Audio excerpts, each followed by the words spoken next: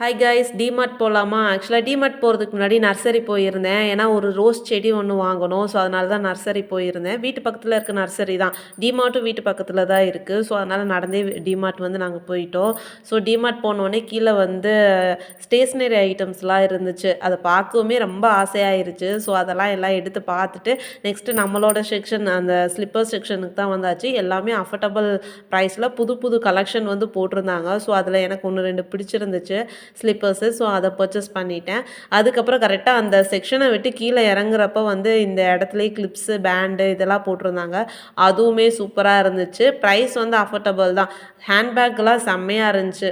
இந்த ஹேண்ட்பேக்லாம் அந்தந்த ப்ரைஸுக்கு ஏற்ற குவாலிட்டியில் வந்து சூப்பராகவே இருந்துச்சு.